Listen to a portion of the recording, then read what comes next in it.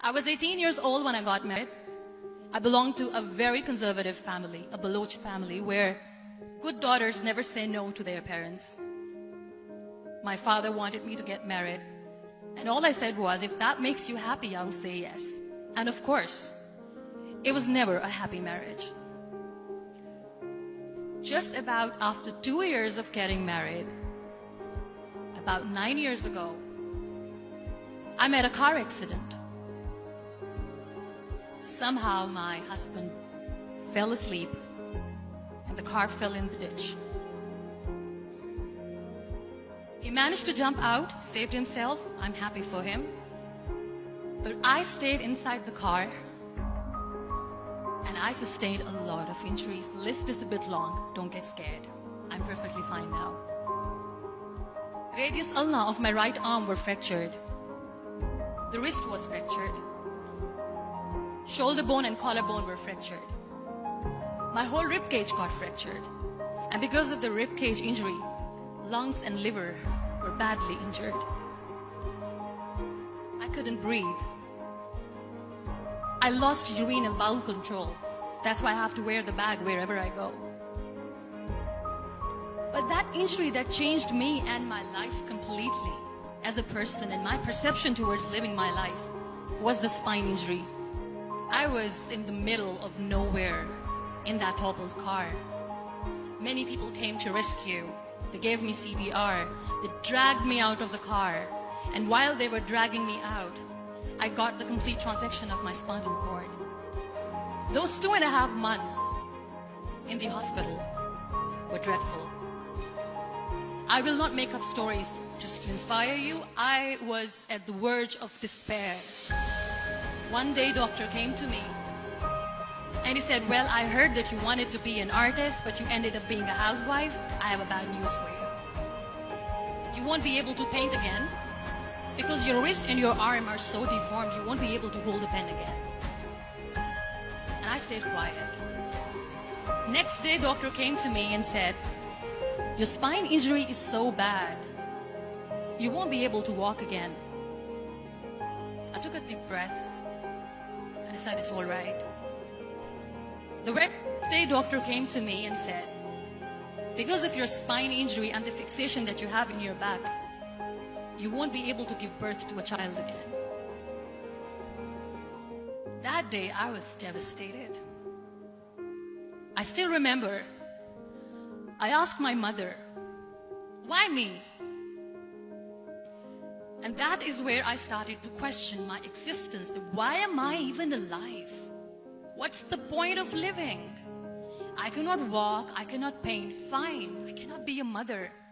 And we have this thing in our heads, being women, that we are incomplete without having children.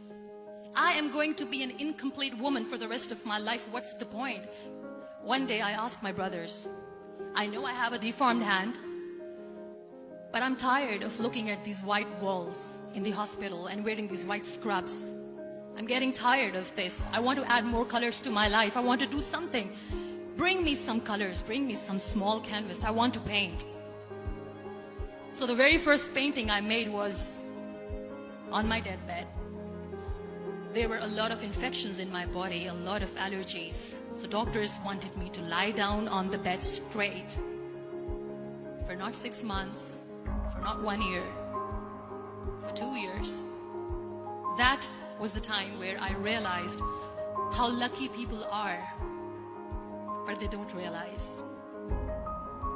After 2 years and 2.5 months, when I was able to sit on a wheelchair, that was the day when I had the rebirth. I was a completely different person. I still remember the day I sat on the wheelchair for the first time, knowing that I'm never going to leave this, knowing that I won't be able to walk for the rest of my life. I saw myself in the mirror and I talked to myself. And I still remember what I said. I cannot wait for a miracle to come and make me walk. That day I decided that I'm going to fight my fears. We all have fears. Fear of unknown, fear of known, fear of losing people, fear of losing health, money, We want to excel in career. We want to become famous. We want to get money. We are scared all the time. So I wrote down one by one all those fears. And I decided that I'm going to overcome these fears one at a time. Do you know what was my biggest fear? Divorce. I was trying to cling on to this person who didn't want me anymore, but I said no.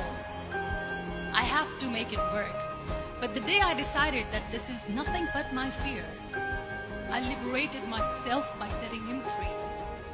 And I made myself emotionally so strong that the day I got the news that he's getting married, I sent him a text that I'm so happy for you and I wish you all the best.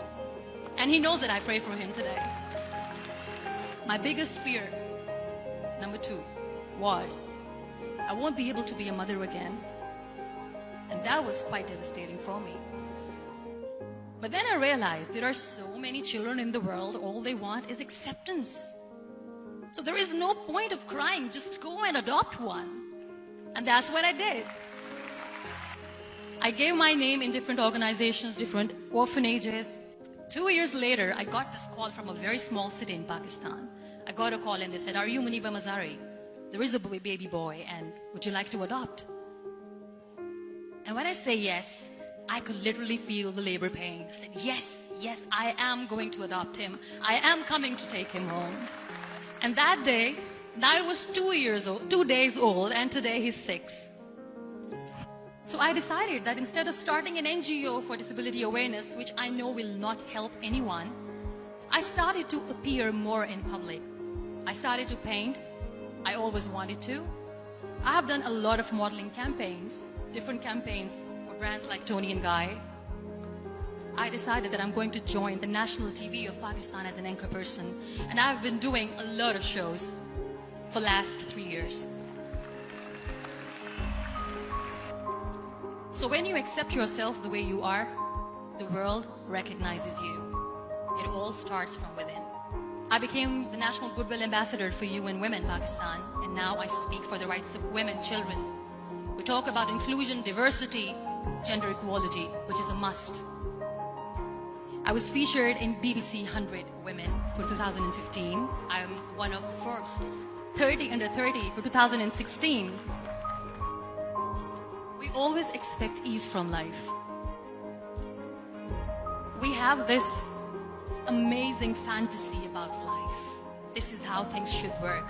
This is my plan. It should go as per my plan. If that doesn't happen, we give up. So my dear friends, let me tell you one thing. I never wanted to be on the wheelchair. Never thought of being on the wheelchair.